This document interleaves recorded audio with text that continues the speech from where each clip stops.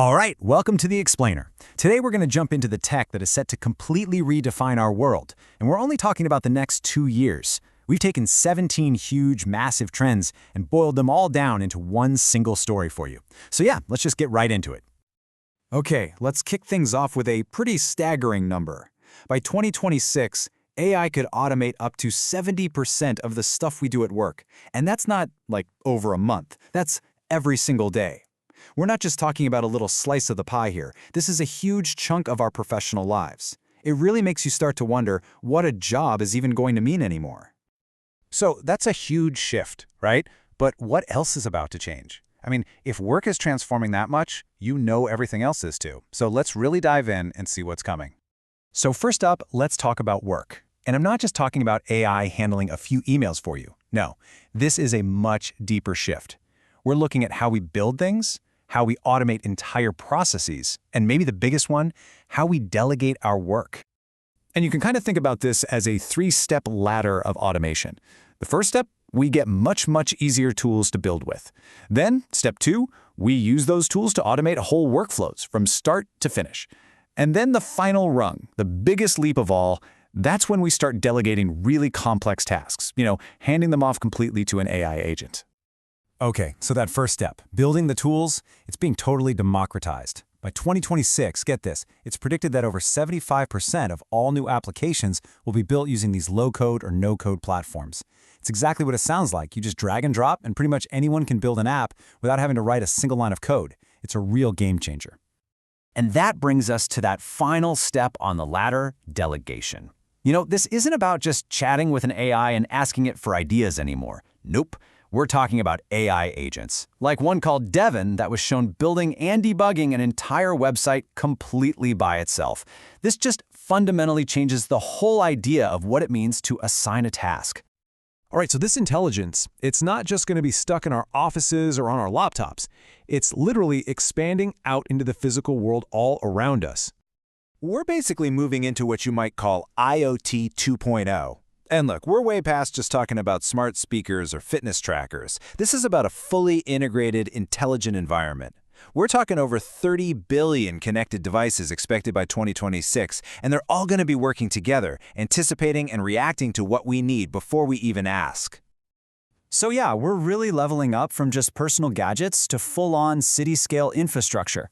Think about a place like Singapore, where the traffic grids can adjust themselves in real time to get rid of congestion. Or look at South Korea. They have these smart poles that can do everything from monitoring air quality to charging your phone. It's wild.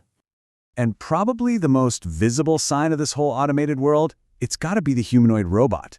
I mean, they're officially moving out of the research labs and onto the factory floors and into our warehouses.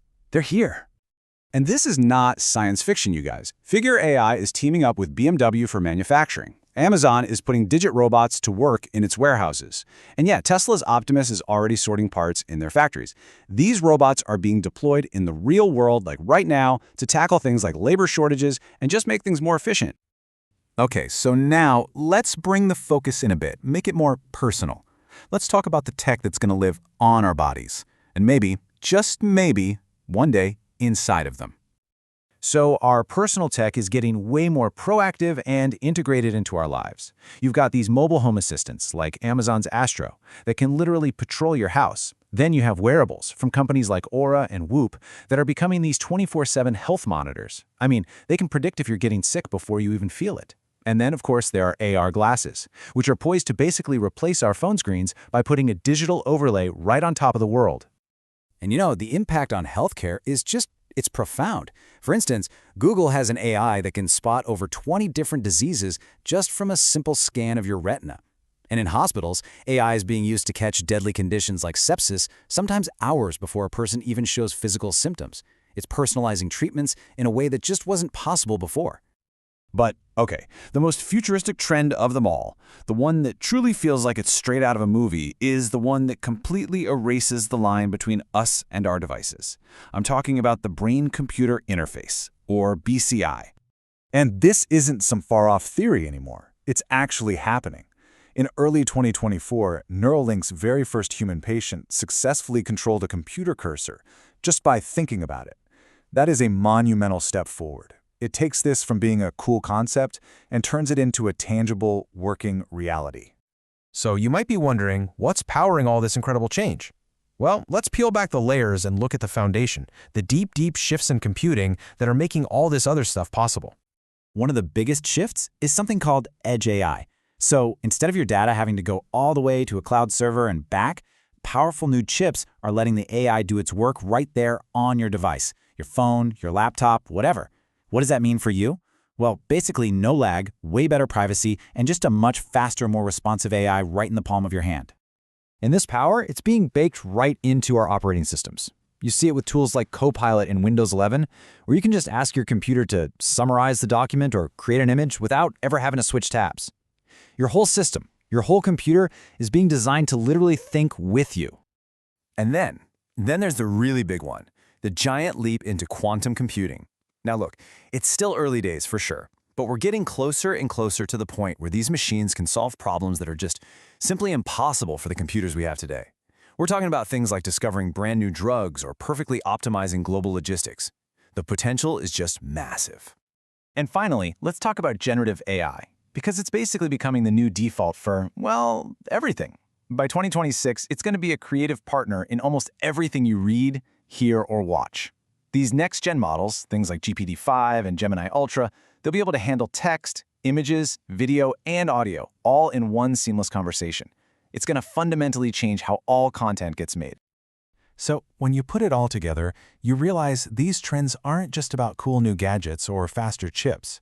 No, this is a fundamental rewiring of our reality, from how we work to how we live, even how we think. And all of that leaves us with one final, pretty big question to chew on.